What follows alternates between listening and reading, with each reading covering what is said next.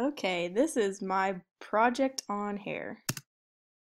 The first segment is on hair, the hair model. Puns.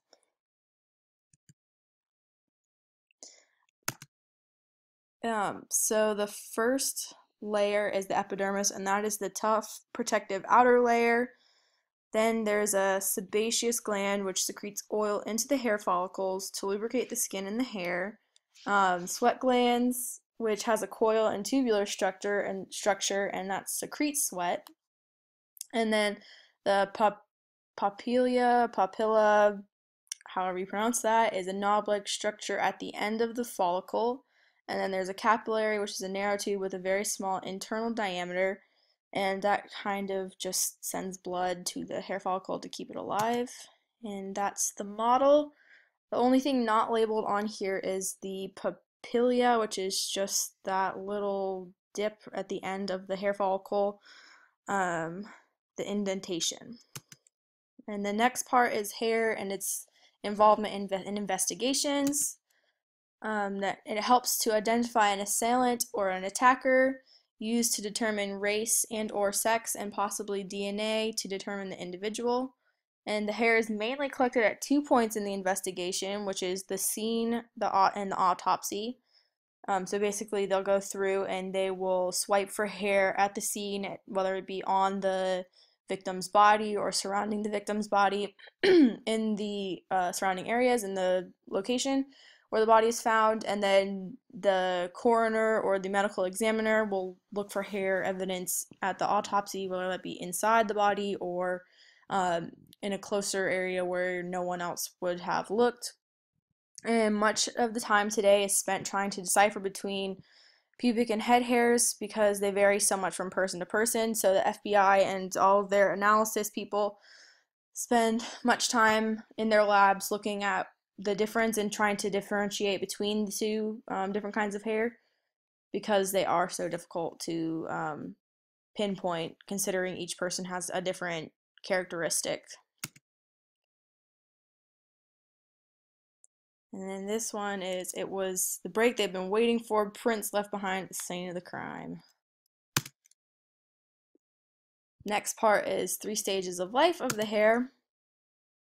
And the first stage is the anagon stage, which is the hair actively grows, cells around follicle rapidly divide, and deposits materials in the hair. Then the second stage is the catagen phase, where hair grows and changes, and then the last phase, which is telogen, and the follicle becomes dormant. If I said I liked this haircut, I'd be lying. Okay, human or non-human. So the way to differentiate between whether it's human or non-human hair, the medulla in an animal is thicker and it's thinner in a human. The human hair is denser towards the cuticle. Animal hair could possibly have banded color patterns. And animal cuticles can be either spinous or coronal, which is basically like a crown type look. And then spinous is kind of like scales. And then human cuticles are imbricate. Do I ever have bad hair days? Nay. The next part is on ethnic groups and the characteristics that differentiate between the different ethnic groups.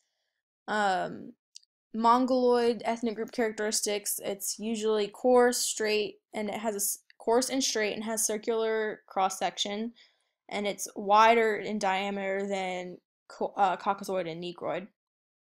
The cuticle is typically thicker, and the medulla is usually continuous and wide. Although there can be some differentiation between all of these due to ethnic mixing or other just, it can have other possibilities. Caucasoid is fine to medium in coarseness. It's generally straight or wavy in appearance, and typically will have blonde, brown, black, or red in color, and the shafts vary from round to oval in cross section. And finally, the last ethnic group is Negroid, which is usually regularly curly or kinky with flattened cross sections, can appear curly, wavy or coiled, and the hair shaft exhibits variation in diameter because of its flattened nature. Blonde. James Blonde. Body regions. The first of the body regions are the eyebrows, and it's an area of thick, delicate hairs above the eye that follows the shape of the lower margin of the brow ridges of some mammals. Their function is hypothesized to prevent sweat, water, and other debris from falling down into the eye socket, but they are also important in human communication and facial expression. So, Anthony, what's your favorite color? Brown. The next body region is eyelashes. One of the hairs that grows out the edges of the eyelid and the eyelashes protect the eye from debris and perform some of the same functions as whiskers do on a cat or a mouse, in the sense that they are sensitive to being touched, thus providing a warning that an object, such as insects or dust mite, is near the eye, which then closes reflexively.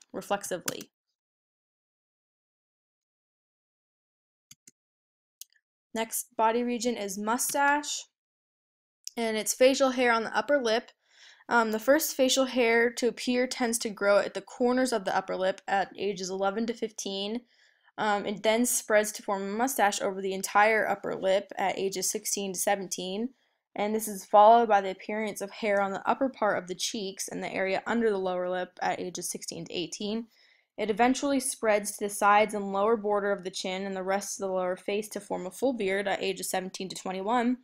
And as with most humans' biological processes, this specific order may vary among some individuals depending on one's genetic heritage or environment. And even women, the reason why they sometimes get facial hair in that same areas is due to like higher testosterone levels or other genetic variations.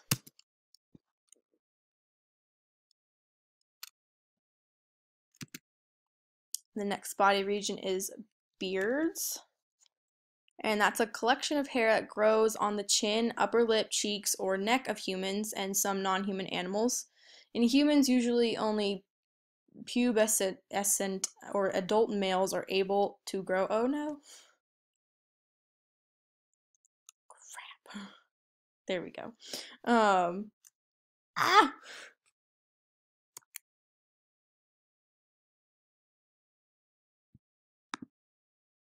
There we go.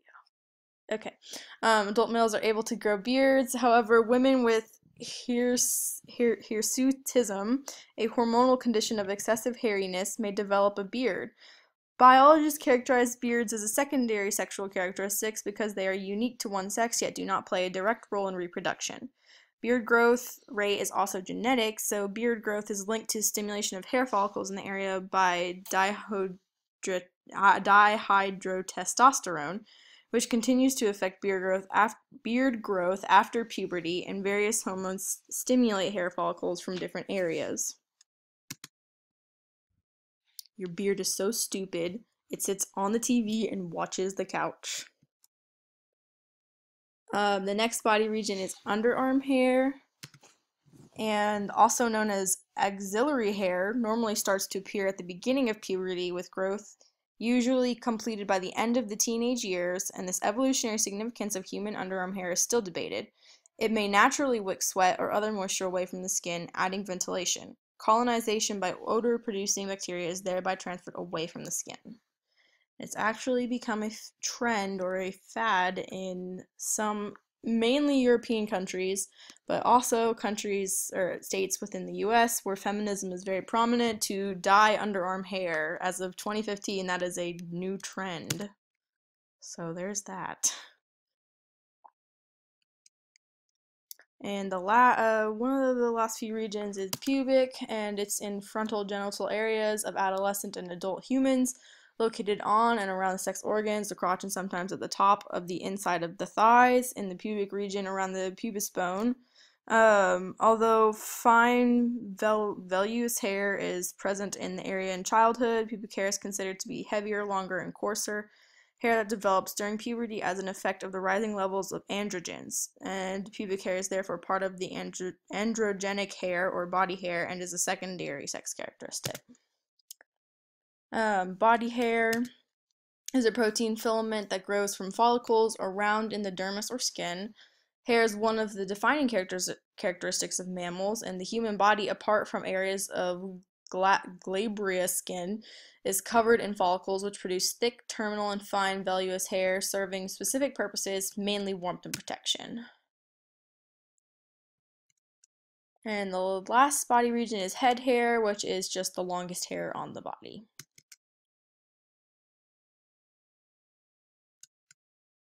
And my case studies I found, one was on a man called John Joubert in 1983, and it was two murders of schoolboys rocked the Omaha, Nebraska area, and the body of one of the boys was found tied with a type of rope that investigators couldn't identify. While following up on the lead of a mysterious man scouting out of school, they traced the suspect's license plate to John Joubert, a radar technician at the local Air Force base. In his belongings, they found a rope matching the unusual one in the murder, which turned out to be Korean. Um, and then DNA analysis couldn't pick that up, the type of stuff on that, because the technology was not yet an option. An extreme rarity of the rope was enough to lead to Joubert's confession, and furthermore, hair from one of the victims was found in Joubert's car, and the child killer was even linked to a third murder in Maine when his teeth were found to match bite marks on the boy killed in 1982. He was found guilty of all three of the murders and was put to death in an electric chair in 1996. And my other case study was an intruder foiled by hair from beard. So there's a woman in New York, who had an intruder armed with a knife and confronted her in her home. Um, and then she grabbed his beard before he fled, and a hair sample was sent for DNA testing. And then Oneida County deputies say that it was linked to 45-year-old Leon Tennant. And then Tennant was released from jail in another county in an unrelated offense, then transported to Vienna for arraignment on a first-degree burglary charge.